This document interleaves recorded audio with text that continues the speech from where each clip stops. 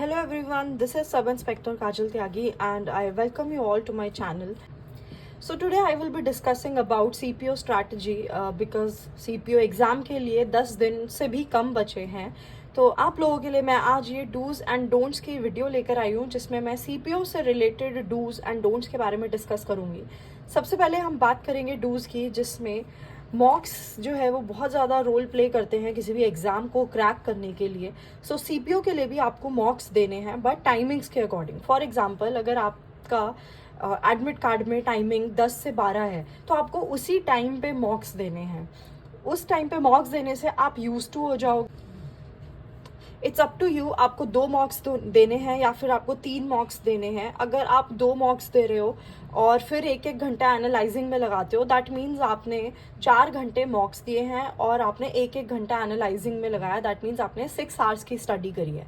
But अगर आपका routine आपको अलाउ करता है कि आप 3 मॉक्स दे पाओ पूरे दिन में, बिकॉज 2 घंटे के मॉक्स का मतलब 2 घंटे नहीं है, आप उसे जल्दी भी कवर अप कर सकते हो, राइट? तो इट्स अप टू यू. अगर आपको 3 मॉक्स भी देने और आप कंफर्टेबल हो तो you can give 3 mocks also and then आपको उनको रिवाइज करना है, उनको एनालाइज करना है. जो जो भी आपकी गलतियां हैं उनको साइड में लिख लेना है ताकि नेक्स्ट टाइम आप उन्हीं को दोबारा से रिवाइज कर रहे हो, राइट? देन यू हैव कि आपको अपने मॉक्स के टाइम पे ही डिवाइड कर लेना है कि आप किस तरीके की स्ट्रैटेजी फॉलो करोगे. मींस कि अगर आप मैथ्स में ज़्यादा कंफर्टेबल हो तो आप 40 मिनट्स मैथ्स को दे दो. लेकिन आप मैथ्स में कंफर्टेबल नहीं हो, राइट, और आप रीजनिंग में ज़्यादा कंफर्टेबल हो तो आप रीजनिंग को 40 मिनट्स दे दो. आपको मॉक्स के टाइम पे ही अपना टाइम डिवाइड कर लेना है. मतलब आप कोई भी मॉक अटेम्प्ट कर रहे हो, राइट, और उसमें मैथ्स का पोर्शन आपने सबसे पहले अटेम्प्ट किया और मैथ्स का पोर्शन करते करते आपको दिख रहा है कि ज़्यादा क्वेश्चंस आपके सॉल्वेबल हैं, ठीक है, और आपने पहले डिसाइड कर रहा था कि आप 30 मिनट्स मैथ्स को दोगे या आप 40 मिनट्स मैथ्स को दोगे, लेकिन आपका क्वेश्चन ज़्यादा सॉल्व हो रहे हैं और आपको 50 मिनट्स भी मैथ्स को देने पड़ रहे हैं. Then it's not a big deal. आपको 50 मिनट्स आप दे दो मैथ्स को. ये नहीं कि आपने 40 मिनट्स डिसाइड किया है तो आप उतना ही टाइम दोगे. नो, अगर आपके क्वेश्चन ज़्यादा सॉल्वेबल हैं मैथ्स के तो आप ज़्यादा टाइम भी उसको दे सकते हो. लेकिन आपको दिख रहा है कि मैथ्स के क्वेश्चन आपसे सॉल्व नहीं हो रहे हैं तो आप स्किप करो. आपने एक क्वेश्चन सॉल्व किया, क्वेश्चन सॉल्व नहीं हुआ, उस पर टाइम वेस्ट नहीं करना है. Don't waste your time in thinking and in solving that question. मतलब कैलकुलेटिव हो गया है तो भी you have to skip that question. ये तो आपको पहले ही देख लेना है कि अगर ये क्वेश्चन बहुत ज़्यादा कैलकुलेटिव है then you have to skip that question. आप उस क्वेश्चन पे बाद में आ जाओ. देन इंग्लिश के लिए 25 से 30 मिनट काफ़ी हैं और जीएस के लिए तो 20 मिनट भी मोर देन इनफ होते हैं. बशर्ते कि आपको जीएस पोर्शन आप ज़्यादा कंफर्टेबल हो. अगर जीएस पोर्शन में तो आप ज़्यादा टाइम भी दे सकते हो, बट कुछ लोग इंग्लिश में ज़्यादा कंफर्टेबल होते हैं, then they can give more time to English. Mocks करते टाइम जो भी आपके गलत क्वेश्चंस हैं उनको आप सेपरेटली लिख लो. जैसे कि मैथ्स का कोई कंसेप्ट था और वो आपका क्वेश्चन मॉक के टाइम ज़्यादा टाइम ले रहा है या फिर गलत हो गया है तो उसको आप सेपरेटली लिख लो ताकि लास्ट के 2-3 दिनों में आप उन्हीं फॉर्मूले को, उन्हीं क्वेश्चंस को रिवाइज करो. देन यू हैव 6-7-8 आवर्स का एक फॉर्मूला होता है जो आपको फॉलो करना होता है, विच सेज कि 6 आवर्स आपको पढ़ाई करनी है, राइट, एंड देन 7 आवर्स आप एक्स्ट्रा करिकुलर एक्टिविटीज़ के लिए हो गए, आपके खाने के लिए हो गए, आपके दोस्तों के साथ घूमने के लिए हो गए, एंटरटेनमेंट के लिए हो गए, और 8 आवर्स आपके स्लीप के लिए. 8 आवर्स स्लीप इज मस्ट. उन 7 आवर्स में से जो आपने एक्टिविटीज़ के लिए रखे हैं या फिर आपने एंटरटेनमेंट के लिए रखे हैं उसमें से आप 1 आवर अपने क्विज सेक्शन को दे सकते हो कि आप बहुत ज़्यादा बोर हो गए हो, अब आप वो वाली रेगुलर पढ़ाई नहीं करना चाहते हो. देन क्विज लगाओ. क्विज में कुछ क्वेश्चंस, कुछ जीएस की क्विज लगा लो या फिर कुछ इंग्लिश के वोकैब की क्विज लगा लो. So this plays a great role in keeping your mind fresh. Next we have focus on what you have prepared, okay, and then revise it. What you have not prepared, don't worry about that. मतलब जितना आपने prepare किया है उसी को आप revise करो. And time पे 2-3 दिन पहले आप कोई नया मैथ्स का कंसेप्ट लगाने बैठ जाओगे और आप सोच रहे हो कि पेपर में वो एकदम से क्लिक हो जाएगा. So that is not the case, okay. तो आप सिर्फ रिविजन करो, आप फोकस करो, ज़्यादा से ज़्यादा मॉक्स लगाओ.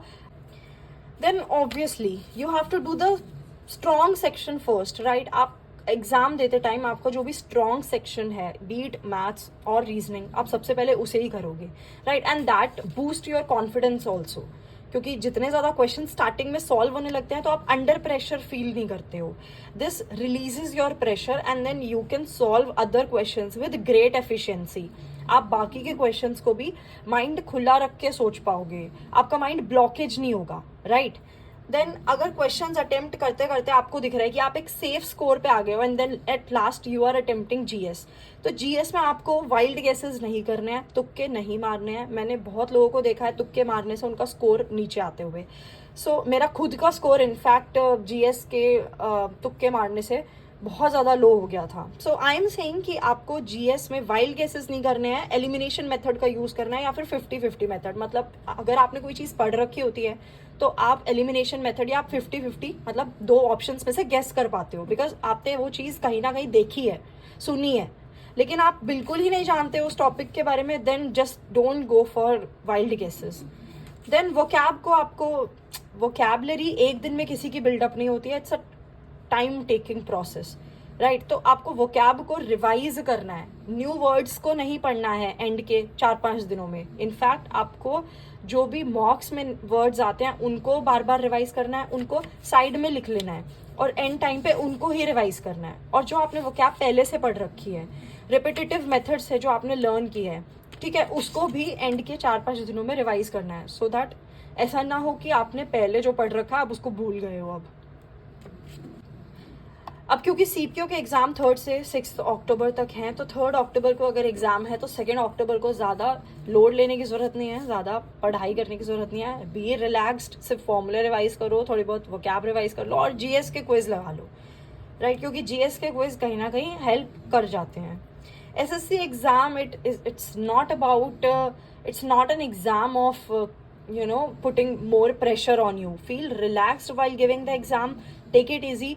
अपने खुद में बिलीव रखो कि मैं ये कर लूंगा, खुद में बिलीव रखो कि मैथ्स का कोई भी सवाल आ जाए मैं कर लूंगा, राइट. खुद में ये बिलीव होना चाहिए कि रीजनिंग अगर नहीं हो रही है स्टार्टिंग के 1-2 क्वेश्चंस, तो ऐसा नहीं कि बाद के क्वेश्चंस भी नहीं होंगे.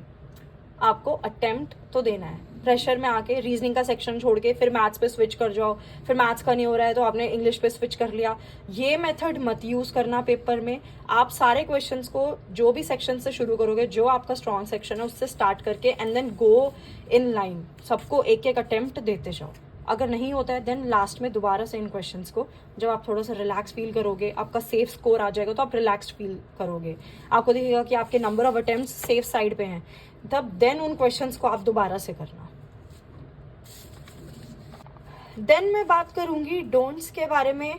डोंट्स में सबसे पहला तो यही होता है कि आपको कोई लिमिटेशन सेट नहीं करना है किसी भी सब्जेक्ट में. मतलब आपने पहले से ही माइंड सेट कर रखा है कि आप 35 क्वेश्चंस आपको मैथ्स के करने हैं. भाई 35 नहीं हुए, क्या पता आपके 40 सॉल्व हो जाए, क्या पता आपके 45 सॉल्व हो जाए. तो डोंट सेट दिस लिमिटेशन कि मेरा मैथ्स वीक है, बस मुझे 35 क्वेश्चंस मैथ्स के करना है, बाकी मैं रीजनिंग में कवर कर लूंगा.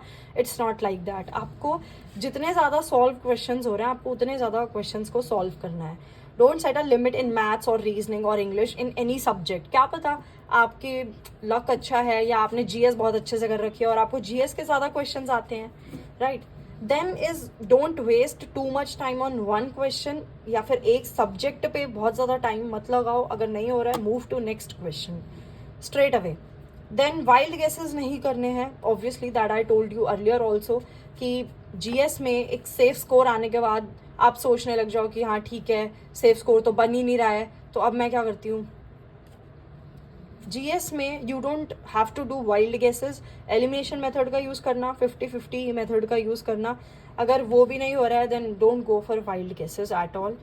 देन कोई भी नया टॉपिक किसी भी सब्जेक्ट में प्रिपेयर करने की 2-3 दिन पहले you don't need to prepare any new topic. लेकिन अगर आप जीएस का कोई करंट अफेयर पढ़ते हो या कोई कंसेप्ट पढ़ रहे हो या जीएस से रिलेटेड कुछ भी कर रहे हो, so that makes sense, because कई बार वो चीज़ें याद रह जाती हैं, स्ट्राइक कर जाती हैं एग्जाम में. कई बार देख के रियलाइज हो जाता है कि हाँ ये क्वेश्चन मैंने कहीं देखा था, इसका ये आंसर हो सकता है. That's all for today. I wish you all the best for your exam. Do well. जल्दी से सिलेक्शन लो, वर्दी पहन के दिल्ली पुलिस में आओ. जय हिंद.